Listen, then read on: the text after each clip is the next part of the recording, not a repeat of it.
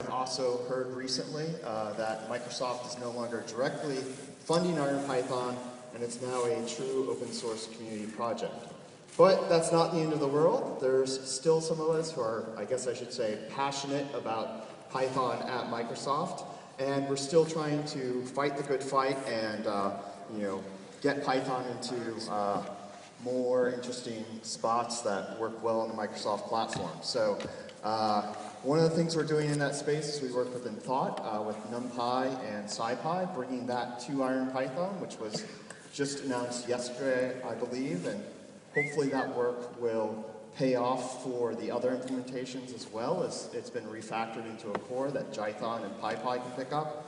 And the other thing that we've been working on recently is actually adding support for CPython directly into Visual Studio via an add-in that you can download. It's open source, it's free, it's based upon the same IronPython tools for Visual Studio that I demoed last year, if you happen to see that. And so I just thought I'd show off a bit of the features that we have there and talk about what we're working on going forward. So here is a simple project that I have. You can see I can use the standard library here, and I get things like, I should probably make this font bigger so you can actually see it, huh?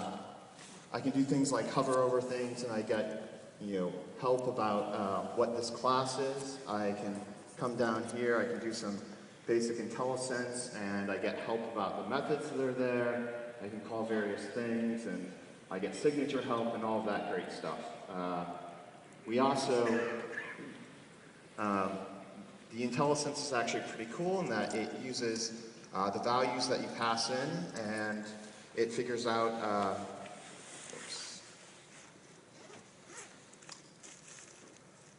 based upon that what we should provide for completion. So here I can see that I'm passing in an integer, I'm getting an integer back. I can come back, I can change that, pass in a string, and voila, we know that it's actually returning a string, so I get completion for that. If I want to get a little crazy and pass in multiple data types, we'll actually then give you the intersection of those things back. So it's a really nice experience. It brings a good IntelliSense experience to Python. But our core focus, above and beyond just the basic editor stuff, is actually on high-performance computing. I'm now in the technical computing group. I used to be in the Visual Studio group, and I was lucky that I got to take my code base for IronPython and basically bring it over to my new group. So it was a little weird, but it was fun. So here I have a project. It's a MPI project, and I can come into my project properties and configure this. And this is set up to run on a cluster. So right now it's going off to Active Directory and figuring out all the clusters that are there. And the cluster that I'm configured for, it's figured out all of the nodes that are on the cluster. So I'm not actually going to change anything here. But instead what I'll do is I have it set up to run on 4 nodes. I'm going to come over here. I'm going to set a breakpoint. I'm going to hit F5 to launch this in the debugger. And we're going to take the project, deploy it up to the cluster, and it's going to start running there, and we'll be debugging on the cluster. So I break in, and you can see down in here on the bottom right, we actually have 4 different processes that we're debugging now. I can inspect my local variables. I can look at my watch window, which can include arbitrary Python expressions like calls to locals or whatever I want.